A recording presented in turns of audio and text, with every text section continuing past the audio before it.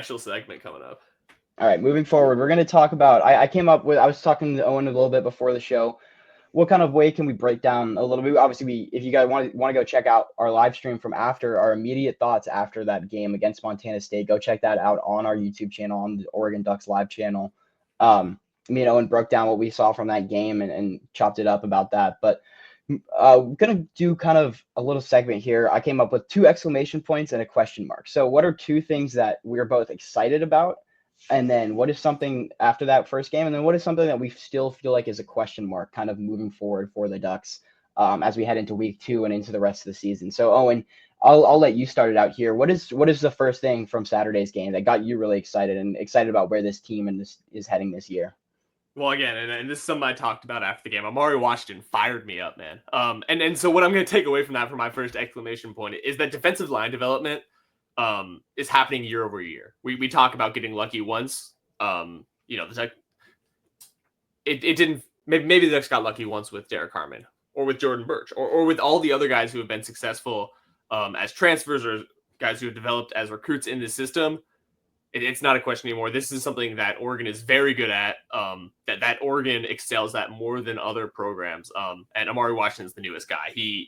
I'm sure you have his PFF grades ready for us somewhere, but he was just looked like a monster in that backfield. We talked about him on Saturday night. I'm so excited to see, not only how he does, but this really does prove that guys can come into Oregon, no matter the situation on the defensive line. And guys like Dan Lanning and Tosh and Chris Hampton and Tony Tuioti have the ability to raise their ceilings. Yeah, Amari Washington is just a freak. Four stops for him on 4 tackles. Those are tackles that are on PFF has them in like 1 to 2 yards of the line of scrimmage, has them as shutting those plays down, and that's clearly what he was doing in that game. And just the plays that aren't going to show up on the stat box and all that stuff. The times he was in the backfield and forced someone to cut the other way and go run into Mateo Yungala or another one of those defenders that Oregon has in their front 7. Amari Washington, we talked about it after that game. I think he's a guy who, with the season, like what Derek Harmon did last year, we'll still have to see some of that pass rush production from him because not really the type of player he is necessarily. He's more of that run stuffing in the middle kind of nose tackle. But I thought it was interesting, too, to see he was used a little bit more than in that traditional nose. That's where he was used last year for the Ducks when he was coming in as a sub for Jamari Caldwell. They kind of line him up as more of that 3-tech B-gap rusher, and I thought that was interesting to see, especially with just the amount of rotation that they had going along that defensive line. But definitely excited about where Amari Washington is going and what he's doing for the future this team this year. All right, bring us into your exclamation mark. All right, my first one is Dante Moore looked comfortable, and that is just huge to see because there were question marks about where Dante Moore was going to be at. Obviously, he wasn't named the official starter until game day. We knew he was going to be the starter. He had the Beaks ad, and he was selling jerseys and stuff like that. This is a guy who was a top 5 overall recruit in the country a couple seasons ago when he was initially committed to Oregon before he flipped to UCLA, and he talked about it on Saturday after the game. He was 17 when he made that first start at UCLA. He was a kid. He was not he's just not ready for the level that he was playing at that time, and he looked like a guy who had matured over the last couple of seasons. But on Saturday against Montana State, he took the easy stuff. He 78% completion. You see the arm talent there. He had a couple of nice throws where even on screen passes, he's flicking them out sidearm and getting the ball out there super fast in a way that you just get your guys more time to react with the ball and try to make a play downfield. But got the ball out on time. The time to throw was low and clean. Worked the intermediate area as well. And I was excited to see what they did with him in the run game a little bit. I was reading some of the ESPN had this article that was like other coaches' thoughts on opposing quarterbacks. And one of them it was an anonymous coach said that Dante was a 4.9 speed guy and he's not really much of a dual threat, but they opened that first drive. They rate him on a QB draw for like 5 or 6 yards, and then they ran like a jet counter where the counter was coming with the right guard, right tackle pulling for him as the quarterback to run left. So I thought it was cool to see some of those design. Obviously, the creative stuff that Will Stein likes to do, getting that quarterback run game in. We saw it with Dylan Gabriel and we saw it with Bo Nix, but I thought it was good to see Dante Moore look comfortable doing that and just overall comfort behind the line of scrimmage. He wasn't under any pressure from his offensive line, kept things clean. I'll get into that here in a second, but yeah, Dante Moore looked comfortable, and that was just huge to see because we didn't know how he was going to look in a game situation because we haven't seen him do that in 2 years, and he didn't look comfortable when he was at UCLA because he was under pressure. He didn't have receivers who were open. He seems to have those things and feel comfortable with it at Oregon so far. Yeah, he was playing the point guard role perfectly. That's what we asked him to do. And you talk about maturity, and the fact that he was 17 when he started that first game at UCLA, and that this was his first start in what, 2 years? What has changed over those 2 years is so stark because I'm so impressed by what we learned, and I'll go back to something I said on Saturday again.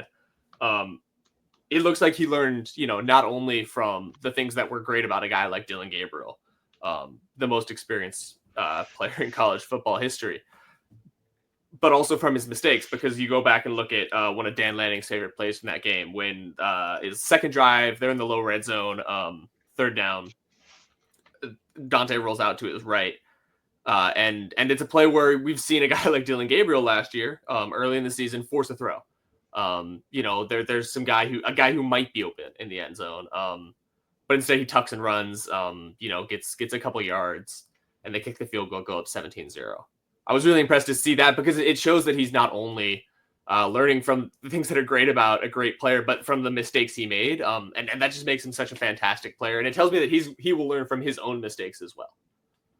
Yeah, and going to that play specifically, that was one that Dan talked about and Dante talked about in the post game, and just that Dante Moore, when he's rolling out and he's in those scramble situations, he hears Dan Lanning in the back of his head because he's had those situations enough time in practice over the last few years telling him not to throw that ball, and not make a stupid decision that would put the ball in jeopardy. So I think that just speaks to the development he has had in practice because he hasn't been on the field doing that for Oregon. But if he's, obviously he has Dan in the back of his head kind of when he's in those situations, it's because he's had those experiences in practice against one of the top defenses and has developed and matured into a more complete quarterback and one who's going to be able to lead the offense and not put the ball in jeopardy, which was a surprise from a guy like Dylan last year when in games like Michigan State and UCLA, when you're expecting a veteran who is so solid, so locked in to not do that. He wasn't quite so comfortable in the system, is what Will Stein said, is just he didn't really feel like he knew what he needed to do on those plays because he, even when he was a veteran, he was coming in and it was his first year in the new system. Dante Moore's been in this system for a year, playing in practice every day, even when he wasn't on the field in games. So I thought it was exactly what we wanted to see from him. Oh, and moving to your next point, what was something else that you excited you to see from this first game? Yeah, when you get to the end of a college football season, the important thing to do is not to do the really hard things very well, because you can win games without fancy plays and without freak athleticism, especially when teams are beaten down and distracted and frustrated. What's really important in those situations is that you do the easy things very well. If you're running a silent count, you understand what you're doing there. If you're going to run a lot of RPOs, you make the correct decision. I thought Oregon did the simple things in a game plan that Will Stein told us was going to be simplified very, very well in this game. You see a lot of those correct decisions. You see great communication in the offensive line, which I'm sure you'll talk about. That is what excited me because it tells me that this is a team that can succeed in those moments later in the season, or in a place where, it's way more difficult to do the hard things and you have to rely on a simple concept. Exactly. It's a part of football at every level is you got to be able to run the football so that you can do those play actions and pass it. You got to be able to protect cleanly so that you can get to your more deep passing game and all that stuff. They did everything they were supposed to do. And when, Dan said they got more tricks up their sleeve. They got more stuff coming. They got stuff they didn't pull out against Montana State because they knew it was Montana State. They knew they didn't need to necessarily with some of the offense and some of those, those schemed blitzes that they'll bring when they really do need to against a team like Penn State. But yeah, it was simple, but it was fundamental football and doing all the right things. So when you are as talented as Oregon, you don't need to do those things to be a team like Montana State, and they did all of the little things, the making the right blocks, giving good effort on defense, that all those things that you need to do to win football games, and that's all it took because they are just a more talented team than Montana State. And you saw teams that didn't do stuff like that in week one. To go back to that Alabama game, they're not failing to win that game because they can't execute a very complicated play. They're failing because they're not giving effort, like you talked about, or they're not making the right blocks, and that's how you win big games like the one against Penn State, or if Oregon finds itself in the Big Ten championship or a playoff game. That's what's going to matter. And at least once they've proven that they can do it. All right. So getting into my next point that I'm excited about was just how clean the offensive line looked. We saw a couple of different combinations and being able to work cleanly once you did have an injury to Emmanuel Pregnon. You were able to flip a guy in Dave Ayuli who started that game at right guard. He moves to left guard. But overall, everybody played really clean. There was one pressure that PFF had tracked from Dave Ayuli. But he was moving around. He was doing a lot of things during that game. For that to be one, when last season it was 13 pressures and 3 sacks for Dylan Gabriel in that first game against an FCS opponent in Idaho. That's a huge improvement. Isaiah Ward looked the part of a pass protector at left tackle. Alex Harkey was honestly who impressed me the most coming out of this game. He was vicious in the run game. Yeah, they even moved him inside to guard at one point when they were kind of moving things around, which I thought was interesting to see. And just he is a mover of dudes in on that kind of level. Want him inside and be able to work against some of those 3 techs and those defensive tackles. But yeah, clean stuff overall from the offensive line. They're getting a good push. The yards before contact was better than where this was last year on the average for the season. At getting kind of that push 1-2 yards before their running backs are even having to get touched by anybody is just a huge help. Every inch you can get, every yard you can get before your running backs have to make somebody miss or break a tackle is absolutely huge for them. So really solid, clean play from the offensive line and something they can definitely build on going forwards. I'm definitely excited to see that. And I think Dante Moore and this offenses overall are all very excited to see that because that's going to be the basis for their success this season. It's been what has been one of the bases for Oregon's success offensively the last couple of years. Has been the offensive lines, which have been nominated for Joe Moore Awards. And I think this is a group that could find itself in a similar situation by the end of the year. Yeah, and I think, you saw some of the communication between those guys and how comfortable they were, especially when you started mixing and matching. And at Media Day, especially when we were talking to them, they talked about, how connected this room is, even though a lot of these guys have only been here for 6 months, maybe. They came in during the spring. But that those extra months, they didn't come in the fall. They came in the spring. The extra 3 months or so really, really did matter because these guys are connected off the field, on the field. And so when a guy like Pregnon goes down, not only do they feel it, but they're able to adjust. They've got a great relationship with Dante Moore, who another play we talked about was able to step up right coming out of that out of the halftime break in that first drive on a long play, adjust his protection to address a blitz, and then play his running back Jay Harris, I think, on a Texas route. Yeah. To get out of that situation. That relationship is what really impressed me. Yeah, absolutely. I think that there's just a comfort with the offensive line that Dante Moore feels right now, and he feels like those guys aren't going to put him in situations that he doesn't want to be in.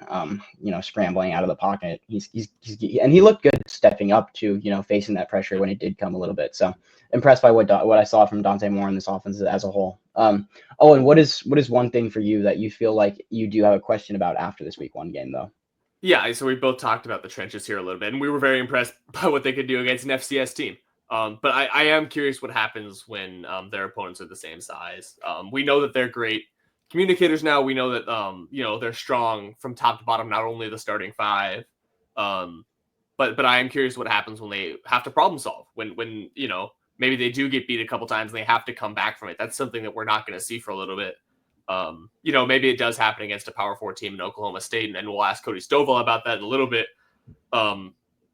But that's the question that remains for me, because it looked great, and that also kind of feeds into what does Dante Moore look like under pressure, because he wasn't under pressure in this game at all. Yeah, I think this team has the trenches and has the guys that can do that and will kind of step up to that level when they do face those opponents. But yeah, I think it is a question mark because you just didn't see it this weekend. Montana State had one guy over 300 pounds on their entire defensive line.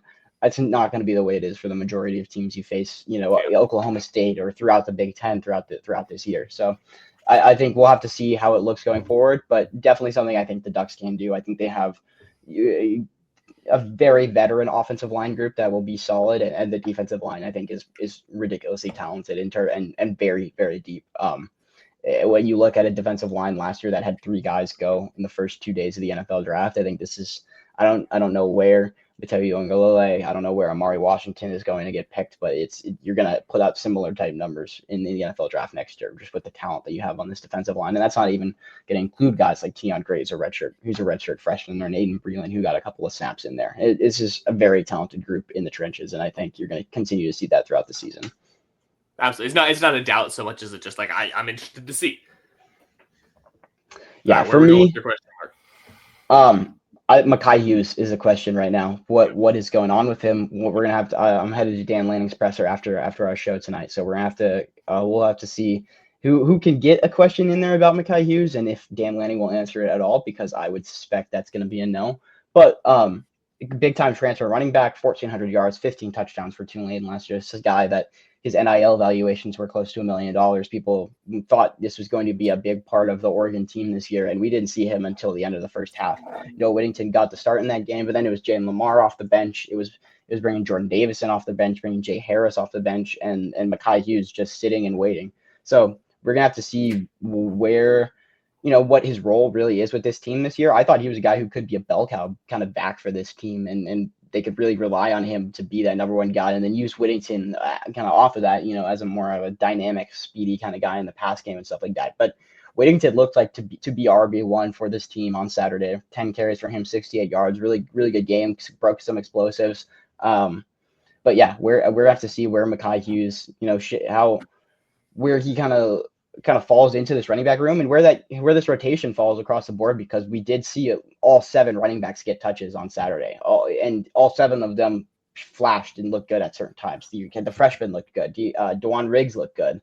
And then obviously what is this kind of combination at the top going to be between guys like Noah Whittington and Jalen Lamar and then Mekhi Hughes ultimately. So I'm interested to see what you think about this, and I think this is kind of everybody's big question after week 1, because he was a guy who had a lot of expectations, and he just kind of didn't show up at all, but it wasn't asked to show up really. So yeah, and then when you talk about the fact he could have been a bell cow guy, I think the interesting thing is there's so many guys in this room who are so good at specific things. You talk about the speed of Noah Whittington, but then you talk about the physicality of a guy like Jordan Davison, or how good some of these freshmen are, Thunder and Lightning.